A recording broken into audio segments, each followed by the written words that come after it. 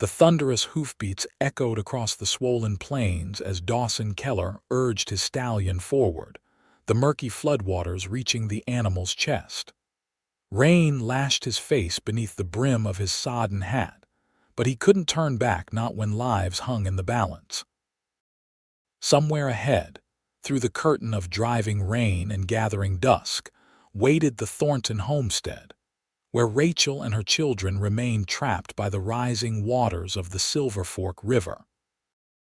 Spring of 1876 had brought unprecedented rainfall to Rawhide, Nevada, transforming the usually parched landscape into a treacherous expanse of surging water. Most townsfolk had evacuated days ago when the riverbanks first threatened to give way, but the widow Thornton had stubbornly remained, believing her elevated property would withstand nature's fury. She'd been wrong. "Come on, Maverick," Dawson shouted, leaning forward in the saddle. The powerful black horse snorted and pushed ahead, fighting against the current that pulled at his legs. "Not much further, boy." Dawson had been in Rawhide barely 6 months, having drifted westward after the war, searching for something he couldn't name.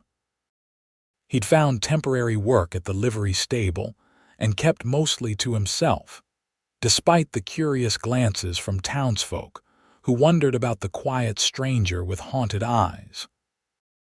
Only when Sheriff Miller had announced that the Thornton place was likely underwater and the widow and her young ones might be stranded did Dawson step forward. "I'll go," he'd said simply, ignoring the sheriff's protestations about the danger. Dawson had survived Shiloh and Cold Harbor. He wasn't about to be bested by rainwater. The gray afternoon was darkening to night when he finally spotted it, the Thornton farmhouse, built on a slight rise but now an island in a sea of muddy water. A lantern's glow emanated from the window, and as he approached, he could make out a slight figure on the porch, clutching something to her chest. "Mrs. Thornton," he called, guiding Maverick to higher ground. The woman looked up, her face illuminated briefly by a flash of lightning. Rachel Thornton stood defiant despite her obvious fear, holding a swaddled infant in her arms while 2 small children clung to her skirts. "Mr. Keller," her voice carried over the downpour. "Thank the Lord. The water came so fast we couldn't get out in time." Dawson dismounted, tying Maverick to the porch railing. The horse whinnied softly, as if understanding the gravity of their mission. "Sheriff sent me to bring you back," Dawson said, removing his drenched coat. "Water's still rising. We need to move quickly." Rachel nodded, her rain-soaked auburn hair plastered against her pale cheeks. "The children first," she insisted, gently pushing forward a boy of about 5 and a girl who couldn't be more than 3. "No, Mama," the little girl cried, burying her face in her mother's sodden skirts. Dawson knelt to eye level with the children. "My horse Maverick is the strongest, bravest horse in Nevada," he said softly. "He's carried me through worse than this, and he won't let anything happen to you, I promise." The boy, attempting bravery despite his trembling chin, nodded solemnly. "I'll go first." "That's mighty brave," Dawson said, lifting the child and setting him securely on Maverick's back. "Hold tight to his mane."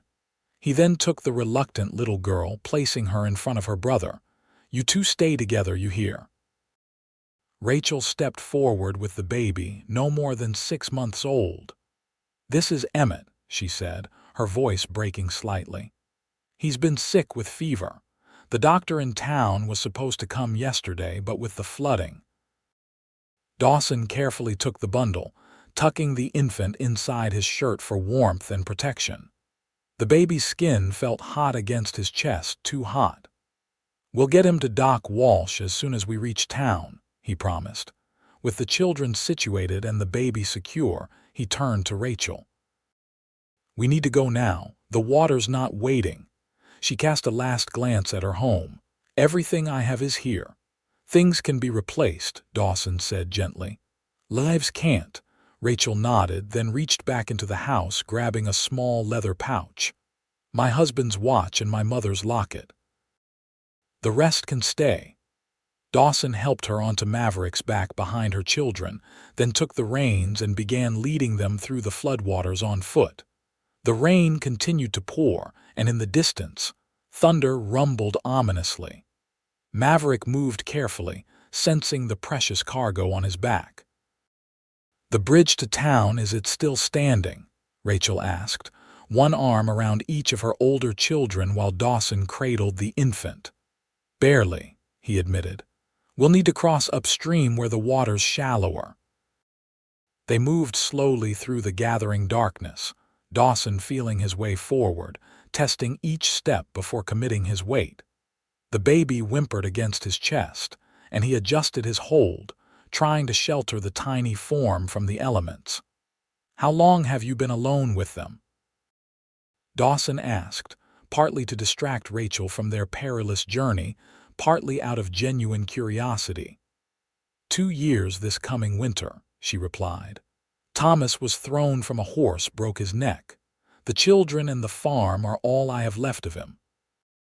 Dawson nodded, understanding loss too well to offer empty condolences. "Your land will recover from the flooding," he said instead. "Good soil usually does. You know farming, Mr. Keller. I grew up on a farm in Missouri," he said, something he rarely shared with others. "Before the war." They lapsed into silence as they negotiated a particularly treacherous stretch where the current ran strong. Maverick whinnied nervously but kept his footing. The little girl began to cry softly. "Hush now, Lily," Rachel soothed. "Mr. Keller is taking us to safety." "Tell you what," Dawson said to the frightened child. "When we get to town, I'll show you where Maverick lives. He has a special stall with a red door, and if you're very good, maybe you can help me brush him tomorrow." Lily's crying subsided, replaced by a hiccuping interest. "Does he like apples?" Despite their dire circumstances, Dawson found himself smiling. "He surely does." The journey to higher ground seemed interminable, but gradually the water level began to recede, first to Maverick's knees, then to his fetlocks. Dawson's legs ached from fighting the current, and his arms felt leaden from holding the infant, but he pressed on. Finally, the lights of Rawhide appeared in the distance, a welcome beacon in the stormy night. Several figures rushed forward as they approached Sheriff Miller, Doc Walsh, and a handful of townspeople who'd gathered at the edge of the flood zone. "Dawson, Mrs. Thornton," the sheriff called. "Thank the Almighty." Hands reached to help Rachel and her children from Maverick's back. Dawson immediately handed the feverish infant to Doc Walsh. "He's burning up," Dawson explained. "Been sick before the flood hit." The doctor nodded grimly, cradling the baby with practiced hands. "Bring them all to my office. They need warmth and dry clothes." Rachel, now standing on solid ground with her 2 older children clutching her hands, turned to Dawson. "Mr. Keller," she began, her voice thick with emotion. "I don't know how to thank you." Dawson shook his head, suddenly uncomfortable with the gratitude and attention. "Anyone would have done the same. But they didn't," she said simply. "You did." Before he could respond, Doc Walsh interrupted.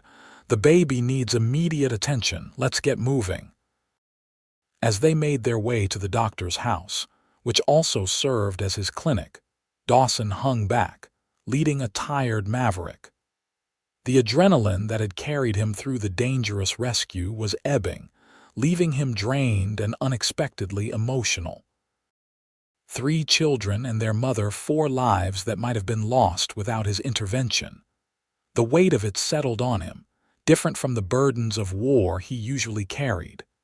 "You're a hero, Keller," Sheriff Miller said, clapping him on the shoulder. "Riding out in that flood when nobody else would," Dawson shrugged. "Just did what needed doing." The sheriff studied him with newfound respect. "You're a man of few words, but when you act, it matters. Town won't forget this." At the doctor's house, Dawson left Maverick in the adjacent stable with extra feed and a thorough rubdown, murmuring words of gratitude to the loyal animal. By the time he entered the clinic, Rachel and her children had been dried and wrapped in borrowed clothes. Doc Walsh emerged from the back room, his expression cautiously optimistic. "Baby's got a nasty case of croup, but we've got him breathing easier.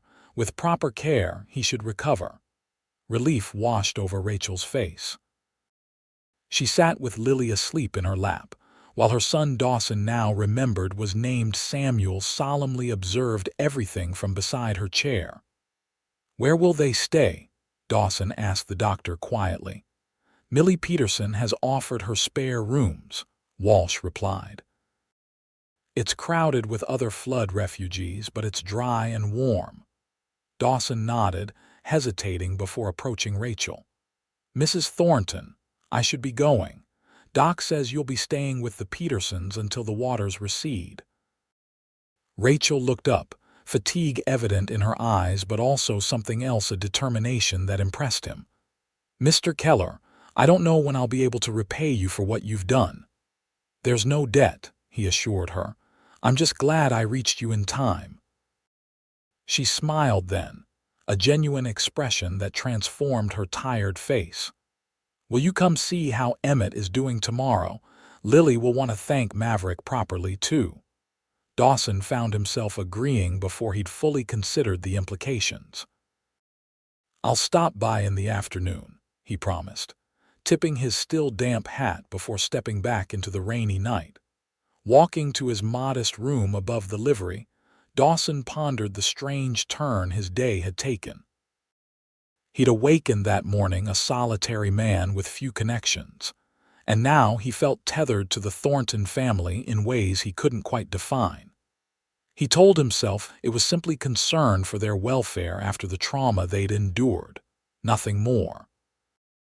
But as he drifted off to sleep, the image of Rachel's smile lingered in his mind, warm and unexpected as spring sunshine after a long winter. The following days brought clearer skies to Rawhide, though the floodwaters receded slowly.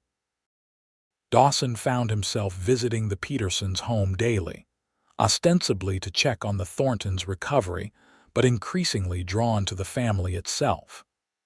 Lily had indeed formed a special bond with Maverick, insisting on visiting the stable whenever possible. Samuel, initially wary of the tall stranger who'd rescued them, gradually warmed to Dawson's quiet presence, especially when he discovered Dawson could whittle simple toys from scraps of wood. Baby Emmett's condition improved steadily under Doc Walsh's care, his fever breaking on the third day. When Dawson arrived that afternoon, he found Rachel sitting in a rocking chair by the window, singing softly to the infant in her arms.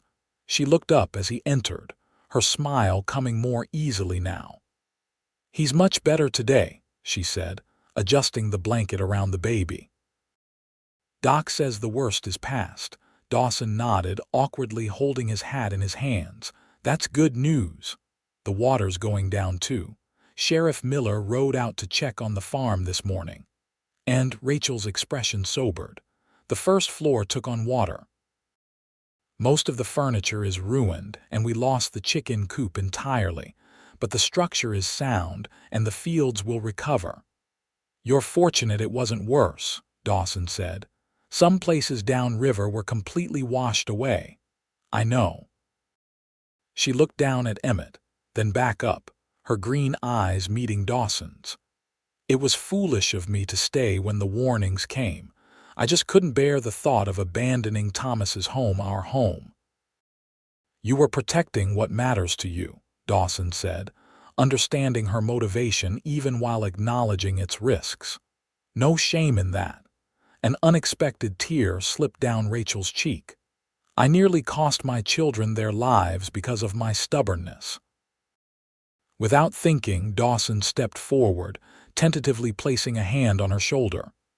"You're all safe now. That's what counts," she nodded, composing herself. Millie says we can stay here until the house is habitable again, but I'm worried about the planting. If we don't get seeds in the ground soon. I could help, Dawson offered, surprising himself, with the cleanup and planting. Rachel looked up sharply. You have your work at the livery. Abe Johnson owes me some time off, Dawson said with a slight smile. And I know a bit about getting fields ready after flooding. Before she could respond, the door burst open and Lily ran in, followed more sedately by Samuel. Mr. Dawson, she exclaimed, using the familiar form of address she'd adopted. Mrs. Peterson made apple tarts. Did you get one? Did Maverick get his apple? Not yet, he replied, grateful for the interruption. I came to see you folks first. Can we go see Maverick now? You promised. Rachel gave him an apologetic look. Lily, Mr. Keller might have other duties today. Actually, Dawson said, I was thinking we might all go for a short walk if you're feeling up to it. The air is fresh after the rain, and Maverick could use the company. The children's enthusiasm decided the matter, and soon they were making their way through Rawhide's muddy streets. Rachel carried Emmett, wrapped snugly against the spring breeze. Dawson found himself walking beside her while the older children ran ahead. The town's talking about what you did, Rachel said quietly, riding out in the flood when everyone else said it was suicide. Dawson kept his eyes on the children. People talk about anything in a small town. They say you fought in the war, that you were a hero there too. He stiffened slightly. I was just a soldier doing what was ordered, nothing heroic about it. Rachel studied his profile. You don't like being called a hero. I've seen too many real heroes die to claim the title, he said, more sharply than intended. After a moment, he added more gently, I'm just glad I could help your family. They reached the livery stable, where Lily was already calling for Maverick. The horse responded with a welcoming whicker, extending his head over the half-door of his stall. Dawson lifted both children in turn so they could stroke his velvety muzzle. As he watched Rachel showing baby Emmett the gentle horse, something shifted in Dawson's chest, a loosening of the tight band that seemed to have constricted his heart since Appomattox. These 4 people had been strangers a week ago. Yet now he found himself invested in their well-being in ways that both confused and compelled him. Over the next fortnight, as spring took firmer hold of the Nevada landscape, Dawson divided his time between his livery duties and helping the Thorntons restore their flood-damaged home. He enlisted several townsmen to assist with the heavier work, but he personally oversaw the repairs, drawing on skills he developed rebuilding his family's farm after Union troops had burned it. Rachel worked alongside them when she wasn't tending to the children, her determination and resilience impressing Dawson daily. In the evenings, they often shared simple meals, sometimes joined by neighbors who'd come to help. Dawson, who had eaten alone for years, found himself experiencing an unfamiliar contentment in these impromptu gatherings. One evening, after the children had been put to bed in the newly restored bedrooms, Rachel joined Dawson on the porch, where he sat mending a section of leather harness by lantern light. The place is looking more like home every day, she said, settling into a chair beside him. Dawson nodded, focusing on his stitching. Another week should see most of it finished. And then you'll return to your normal life, Rachel observed, a question in her tone. He paused, needle suspended mid-stitch. I suppose so. They sat in silence for a moment, listening to the night sounds: crickets, a distant coyote, the soft nickering of Maverick, whom Dawson had taken to keeping at the Thornton property while they worked. The children will miss you, Rachel finally said. Lily already asks when you'll visit after the house is done. Dawson set aside his work, choosing his words carefully. I've grown fond of them too. Just them? Rachel asked softly, The question hung between them, laden with possibility. Dawson turned to face her, seeing in the lantern light how the past weeks had restored color to her cheeks and confidence to her bearing. "Rachel," he began, using her given name for the first time. "I'm not a man who finds words easily." "I've noticed," she said with a slight smile. "What I mean to say is—" He hesitated, then forged ahead. "These past weeks with you and the children, they've meant something to me, more than I expected." "They've meant something to me too," she admitted. "When Thomas died, I thought that part of my life was over. I had the children and the farm, and that would be enough." She paused. "I didn't expect to feel this way again." Dawson reached across the space between them, his calloused hand covering hers. "I've been drifting since the war ended, never staying anywhere long enough to put down roots."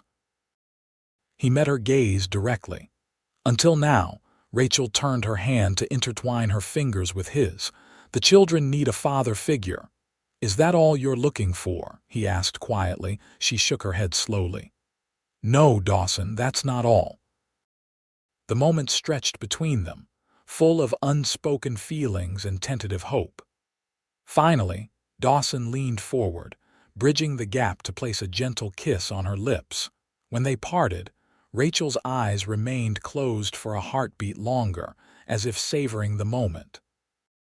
When she opened them, Dawson saw his own emotions reflected, their surprise, tenderness, and the dawning recognition that their lives had changed irrevocably. "I should go," he said reluctantly, aware of propriety despite the intimacy they'd just shared. "It's getting late." Rachel nodded, though she didn't release his hand. "Will you come tomorrow?" "Wild horses couldn't keep me away," he promised, and was rewarded with her smile. As spring gave way to early summer, the Thornton farm flourished under their combined efforts. The fields, enriched by the flood silt deposits, produced vibrant crops. The house, though bearing water stains that might never fully disappear, became a welcoming home once more. Dawson found himself spending more time there than at his rented room above the livery, arriving early each morning and staying through supper and the children's bedtime stories. The townsfolk noticed, of course in a community as small as Rawhide.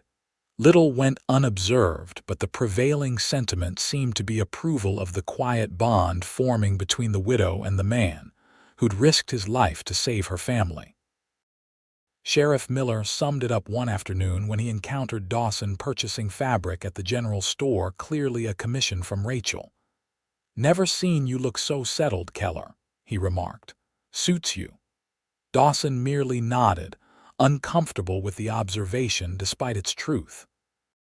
He was indeed settling, allowing himself to imagine a future he hadn't dared consider before.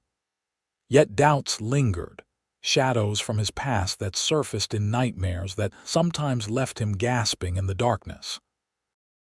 One such night, when he'd remained at the farm late helping Rachel repair a leaking roof, a violent thunderstorm made the return to town impossible. Rachel insisted he take the small guest room rather than risk the treacherous roads. The storm's fury triggered memories he usually managed to suppress: cannon fire, screams of wounded men, the metallic scent of blood. He woke disoriented, sweat-soaked despite the cool air, a shout dying on his lips. A soft knock came at his door. "Dawson," Rachel's voice was gentle with concern. "Are you all right?" He took a moment to steady his breathing before answering. "Just a dream, I'm fine." There was a pause then. "May I come in?" Dawson hesitated, then rose to unlock the door. Rachel stood in the hallway, a shawl wrapped over her nightgown, her hair loose around her shoulders. "I heard you call out," she said, studying his face in the dim light of her candle. "I'm sorry if I woke you." Dawson ran a hand through his disheveled hair. "It happens sometimes. The war." Rachel nodded in understanding. "Thomas had nightmares too after he came back. He never wanted to talk about them." Dawson moved back into the room, sitting heavily on the edge of the bed. After a moment's hesitation, Rachel followed, setting the candle on the bedside table and taking a seat beside him. "I was at Cold Harbor," Dawson said suddenly, the words emerging unbidden. "We were ordered to charge entrenched Confederate positions. 7,000 men fell in less than an hour." Rachel remained silent, her presence an anchor as he continued. "I survived when better men didn't." "I've never understood why." He stared at his hands. "After the war, I couldn't go home. Everything looked the same, but I was different, so I started drifting west." "And now," Rachel asked softly, "are you still drifting?" Dawson looked up, meeting her gaze. "No," he said with quiet certainty. "Not anymore." Rachel reached out, her fingers gently tracing the scar that ran along his jawline. "We all carry wounds, Dawson. Some are just more visible than others." In that moment, with thunder rumbling in the distance and rain pattering against the windowpane, Dawson recognized the gift he was being offered: not just love, but acceptance of his whole self, broken pieces included. He caught her hand, pressing his lips to her palm. "I love you, Rachel. You and the children. I think I have almost from the beginning." Her eyes shimmered in the candlelight. "We love you too, all of us." Their lips met, tentative at first, then with growing certainty. When they eventually parted, Dawson rested his forehead against hers. "I should return to my room," Rachel whispered, though she made no move to leave. "You should," Dawson agreed, equally stationary. They remained thus, suspended between propriety and desire, until another crack of thunder broke the spell. Rachel stood, gathering her shawl more tightly. "Good night, Dawson," she said, her voice holding a promise that went beyond the immediate moment. "Good night," he replied, watching as she slipped back to her own room. He slept peacefully for what remained of the night, no more ghosts disturbing his rest. The following Sunday, after church services, Dawson asked Rachel to walk with him while the children played under Mrs. Peterson's watchful eye. They strolled to the edge of town, where the landscape opened up to reveal the distant mountains. "I've been thinking," Dawson said as they paused to admire the view. Rachel glanced at him sidelong. "A dangerous pastime," she teased gently. He smiled, more at ease with her than he'd ever been with anyone. "I've saved some money from my work at the livery. Not a fortune, but enough to make some improvements to your farm if I were to have a stake in it." Rachel turned to face him fully. "What exactly are you proposing, Mr. Keller?" Dawson reached into his pocket, withdrawing a simple gold band. "I'm proposing marriage, Mrs. Thornton." "If you'll have me." Her eyes widened, then filled with tears that spilled unchecked down her cheeks. Alarmed, Dawson stepped closer. "Rachel, I'm sorry if this is too soon or if I've misunderstood." "No," she interrupted, shaking her head. "No, you haven't misunderstood anything." She laughed then, a joyful sound that eased his concern. "Yes, Dawson. Yes, I will marry you." He slipped the ring onto her finger, then gathered her into his arms, lifting her slightly off the ground in his enthusiasm. When he set her down, she kept her arms around his neck. "What will the children say?" he wondered aloud. Rachel smiled. "Samuel asked me just yesterday when you were going to become their father for real, and Lily has already decided Maverick belongs to all of us." "And they're right about that," Dawson agreed. "Maverick carried 3 hearts home that day, yours and the children's. But he brought my heart back too, from wherever it had been hiding all these years." They walked back to town hand in hand, their steps light with shared happiness. The path ahead would hold challenges. They both knew a farm was never an easy life, and they each carried wounds from their pasts. But they would face whatever came together, their strength multiplied by their union. The wedding took place 2 weeks later, a simple ceremony in the town's small church, followed by a celebration at the Thornton soon-to-be Keller farm. The entire community turned out, bringing food, music, and heartfelt good wishes. As dusk fell, lanterns were lit in the yard where dancing continued. Dawson stood on the porch, watching as Rachel moved among their guests, Emmett on her hip.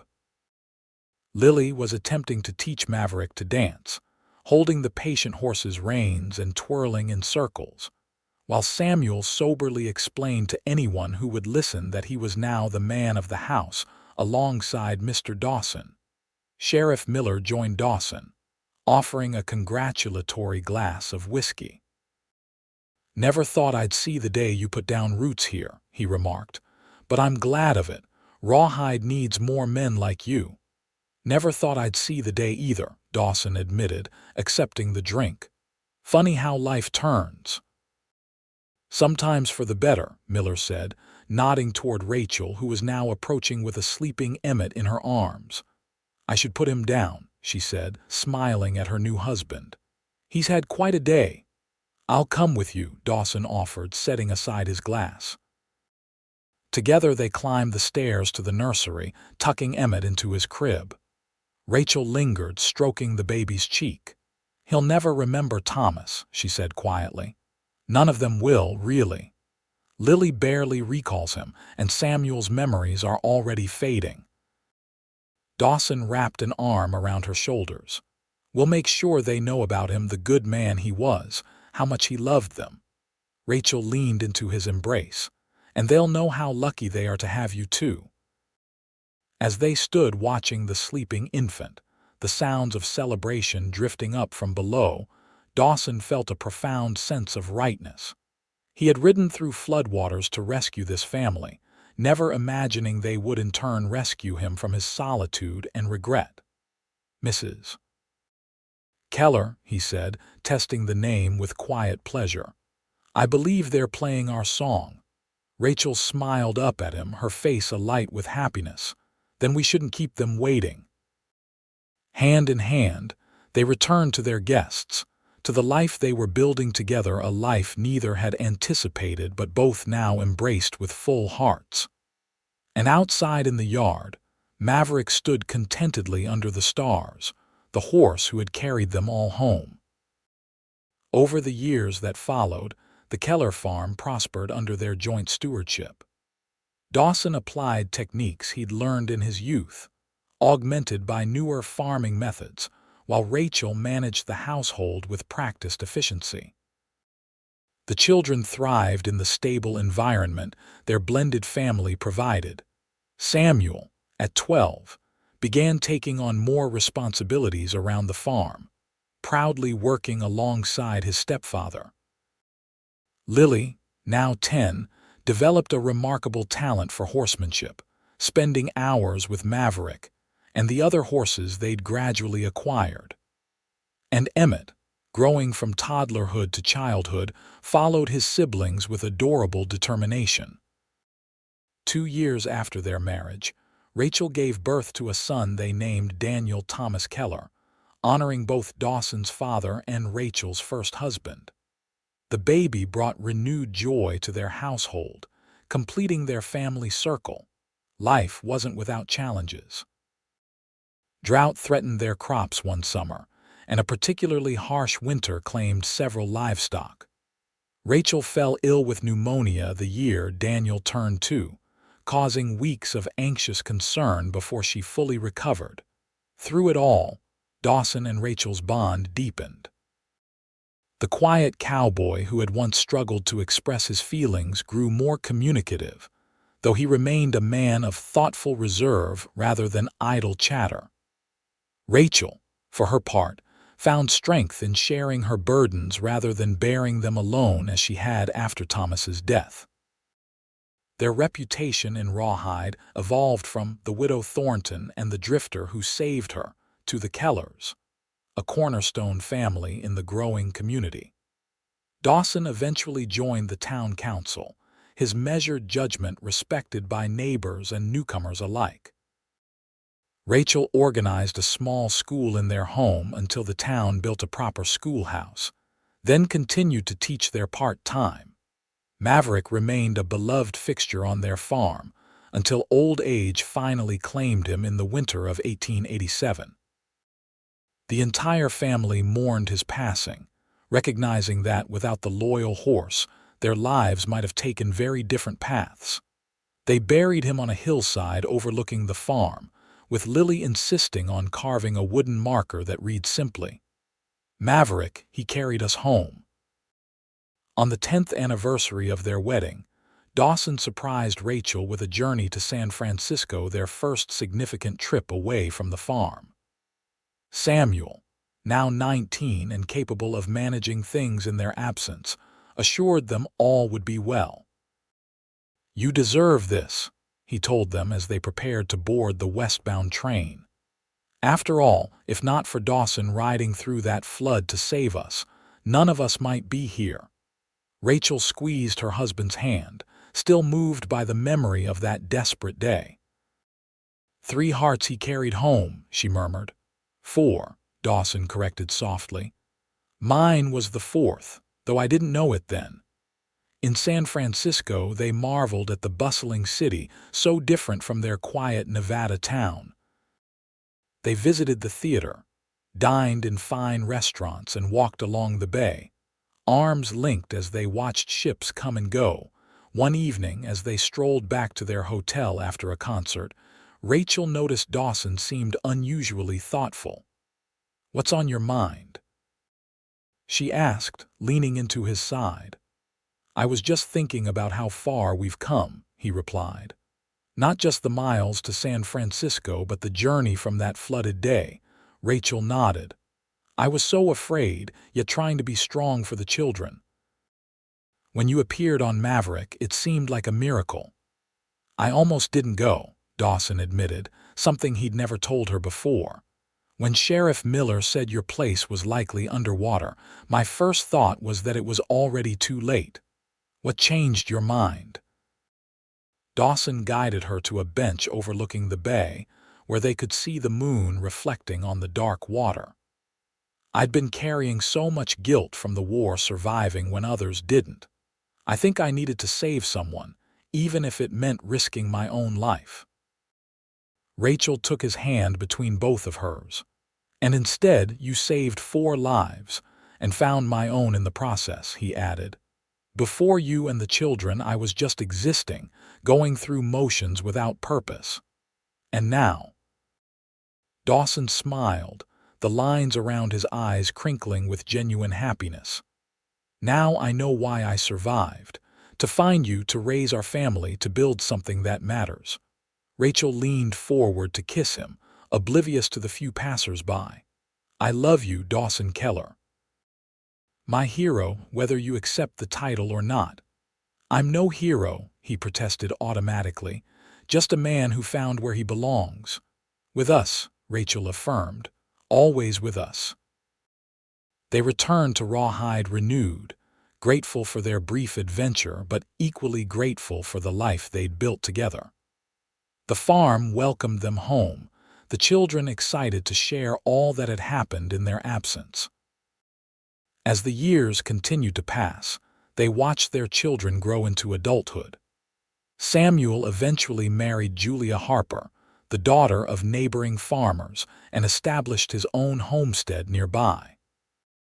Lily, defying conventional expectations, opened a successful horse breeding operation, her expertise sought by ranchers throughout the territory. Emmett, showing a scholarly aptitude, attended university in California before returning to Nevada to practice law.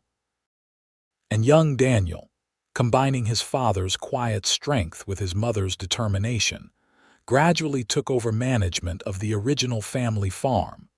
By the turn of the century, Dawson and Rachel were grandparents several times over. Though their hair had silvered and their steps had slowed, their bond remained as strong as ever. On quiet evenings, they often sat together on the porch Dawson had rebuilt after the flood, watching the sunset paint the Nevada sky in glorious colors. "You ever regret it?" Rachel asked one such evening, her head resting comfortably on his shoulder. "Staying in one place all these years when you were once so restless?" Dawson considered the question with his usual thoughtfulness. "Not for a single day," he finally answered. "My restlessness was just searching, and I found what I was looking for right here." Rachel smiled, thinking of the frightened widow she'd once been and the strong family they'd forged together. "3 hearts carried home," she murmured. "4," Dawson corrected, just as he always did. "Always 4." In the distance, a spring storm was gathering, reminiscent of the one that had brought them together so many years before. But this time, they watched it approach without fear. Secure in the home and life they'd built, all because a lone cowboy had once ridden through flooded plains to save a stranded family, his faithful horse carrying precious hearts to safety, and in the process, finding his own way home. As they entered their golden years, Dawson and Rachel remained fixtures in the community they'd helped build. Rawhide had grown from a small settlement into a proper town with a main street lined by brick buildings, a testament to the region's prosperity. Though modernization gradually reached them the railroad connection in 1908, automobiles appearing on the streets by 1910, the Kellers maintained their connection to the land and traditions that had sustained them. On the 40th anniversary of the flood that had brought them together, the town organized a celebration in their honor. The event coincided with the completion of a new dam upstream that would, authorities promised, prevent such devastating floods in the future. "Progress," Dawson remarked dryly as they prepared for the festivities. "Though I suppose I shouldn't complain about something that might spare other families what yours went through."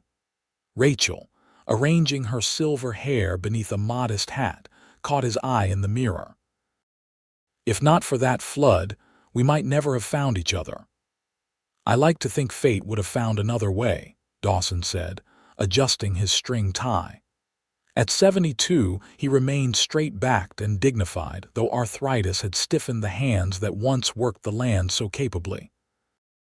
The celebration brought together 4 generations of their family. Samuel and Julia were now grandparents themselves.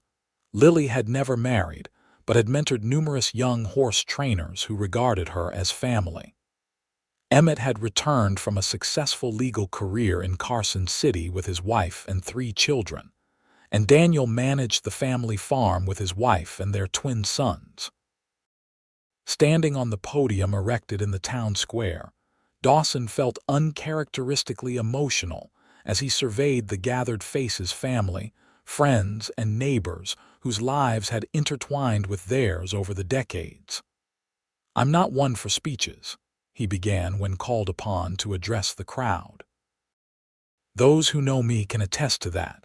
A ripple of affectionate laughter spread through the audience. 40 years ago, I was a different man, solitary, rootless, haunted by memories of war." Dawson paused, glancing at Rachel beside him. "When Sheriff Miller announced that the Thornton place was likely underwater, something compelled me forward. I'd like to say it was pure heroism, but the truth is simpler. It was the right thing to do." He cleared his throat, unaccustomed to speaking at such length in public. "What I couldn't have known then was that riding through those floodwaters would lead me home in every sense that matters. Rachel and her children gave me purpose when I had none. This community gave me belonging when I thought I'd never find it again." Rachel squeezed his hand, her eyes bright with unshed tears. "They say I saved 3 hearts that day," Dawson continued, "but the truth is, those 3 hearts saved mine. And together, we built something I'm proud to leave as our legacy." The applause that followed was thunderous.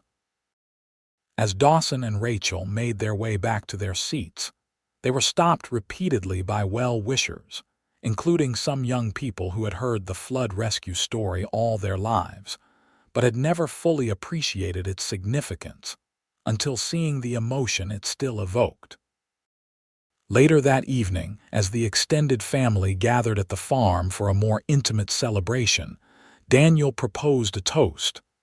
"To my father and mother," he said, raising his glass, "who taught us all that courage isn't about fearlessness, but about doing what's right despite your fears. And that love isn't just about grand gestures, but about choosing each other every day through good times and bad." To Dawson and Rachel, the others echoed, glasses lifted. As darkness fell, the younger generations continued their celebrations while Dawson and Rachel slipped away to their favorite spot on the porch. The spring air carried the scent of blossoms from the orchard they'd planted together decades ago. "Did you ever imagine this?" Rachel asked, gesturing toward the lights and laughter emanating from their home. "That day when you found us stranded," Dawson shook his head. "I wasn't thinking beyond getting you all to safety. The future wasn't something I dwelled on much back then. And now—" He smiled, the lines around his eyes deepening. "Now I think about it all the time, about what these young ones will do with what we've built, about how our story will be told when we're gone." Rachel leaned against him, her head finding its familiar place on his shoulder. "They'll remember the flood, of course. The cowboy who rode through dangerous waters to save a widow and her children. I hope they remember more than that," Dawson said softly. "How we learned to trust again, how we made something lasting from a chance beginning." "They will," Rachel assured him. "Our story is written not just in their memories, but in their lives, and how Samuel leads with quiet integrity, in Lily's fearless independence, in Emmett's compassion for those in need, in Daniel's devotion to family and land." Dawson nodded, satisfied with this legacy. "3 hearts carried home," he murmured. "4," Rachel corrected this time, smiling up at the man who had become her heart's true home. "Always 4." In the years that followed, Dawson and Rachel gradually stepped back from active roles on the farm, allowing the younger generations to take the lead while offering guidance when asked.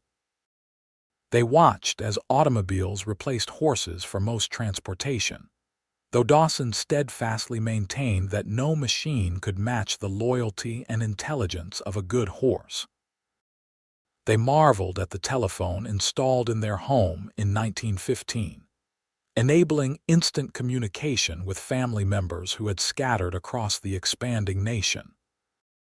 When the Great War erupted in Europe, they worried for their grandsons who enlisted, understanding better than most the scars that combat could leave. Relief flooded their hearts when all returned safely, though changed by their experiences. Through it all, their bond remained unbreakable, tempered by decades of shared joys and sorrows. They had weathered the loss of dear friends, including Sheriff Miller and Doc Walsh. They had supported each other through Dawson's bout with pneumonia in 1919 and Rachel's increasingly troublesome arthritis. They had celebrated countless births, graduations, weddings, and achievements. In 1926, on the 50th anniversary of the flood, their entire extended family, now numbering over 30, gathered again at the farm. Though both Dawson and Rachel were more frail than they'd been at the 40th celebration, their eyes still lit with joy at the sight of their progeny. Great-grandchildren sat at their feet as they recounted once more the story of the flood and the rescue.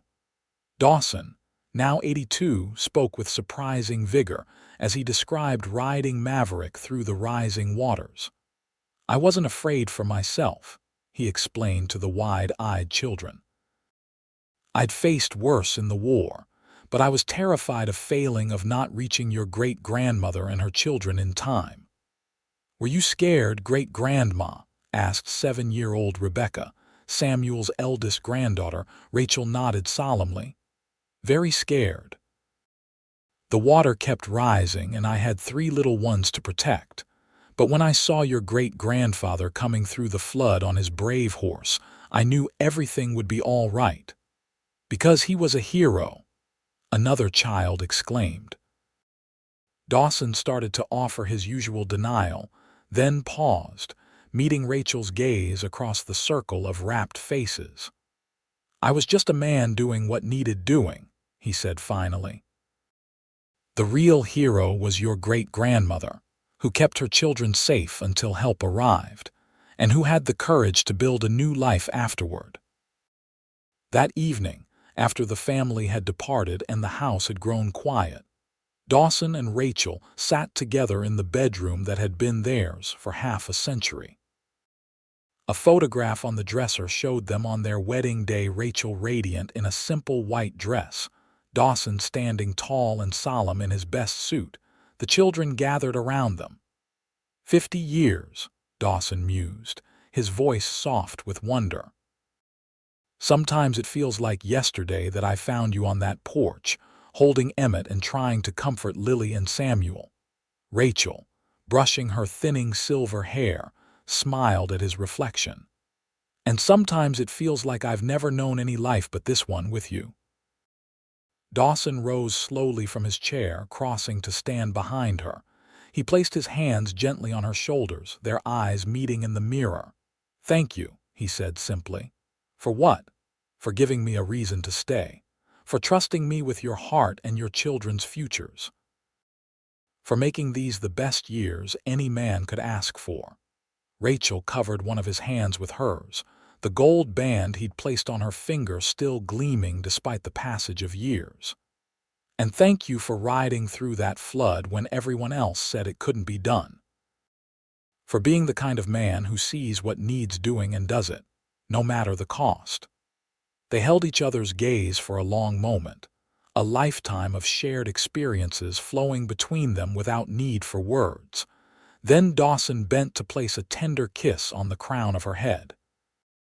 "3 hearts carried home," he whispered. "4," Rachel replied, rising to embrace him properly. "Always 4." The following winter was unusually harsh, with bitter cold and heavy snowfall isolating the farm for weeks at a time. Dawson's health, already compromised by age, began to fail. By spring, he was confined mostly to bed, his once strong frame diminished but his mind still sharp. On a clear April morning in 1927, with sunshine streaming through the bedroom window and the first wildflowers beginning to bloom on the hillside where Maverick lay buried, Dawson Keller slipped peacefully away, Rachel's hand clasped in his until the very end. The funeral was attended by virtually everyone in Rawhide and the surrounding area. Many spoke of how Dawson had influenced their lives through his quiet integrity and unwavering dependability. But it was Daniel who delivered the most moving tribute. "My father wasn't born to this land, but he became its most faithful steward," he said, his voice steady despite his grief. "He wasn't born to our family, but he became its strongest foundation. The story of his riding through the flood to save my mother and siblings has become legend in these parts. But the true heroism of Dawson Keller lay in how he lived every day that followed with honor, with purpose, and with boundless love."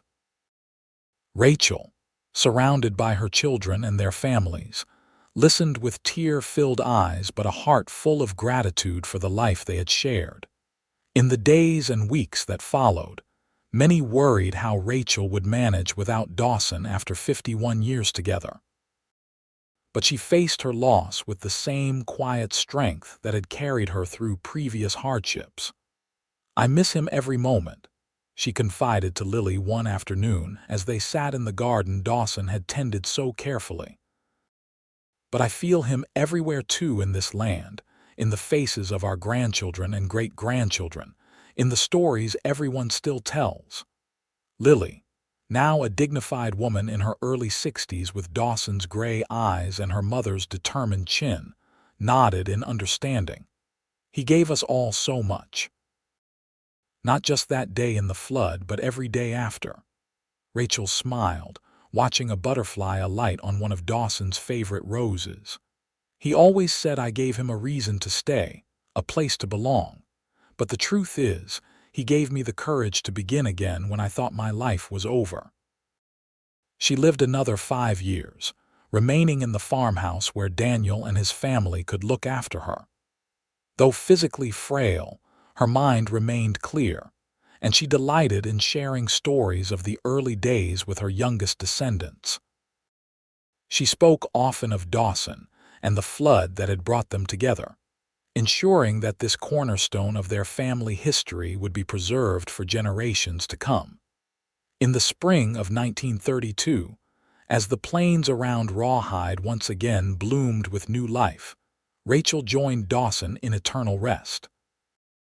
They were buried side by side on the farm they had tended together, near the hillside where Maverick lay, with a simple headstone that read, Dawson and Rachel Keller, united by floodwaters, bound by love, 3 hearts carried home, became 4. Their descendants continued to work the land and contribute to the community they had helped build.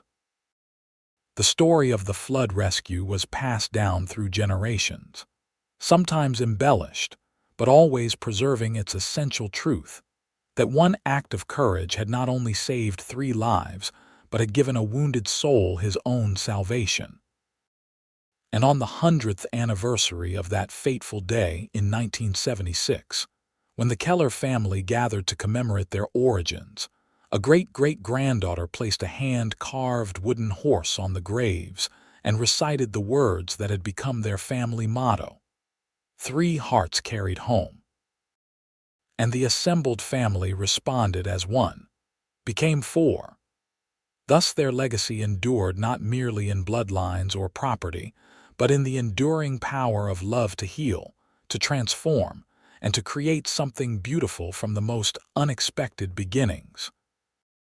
For in the wild unpredictability of life, sometimes the greatest journeys begin with a single act of courage, and the most precious destinations are the hearts we find along the way.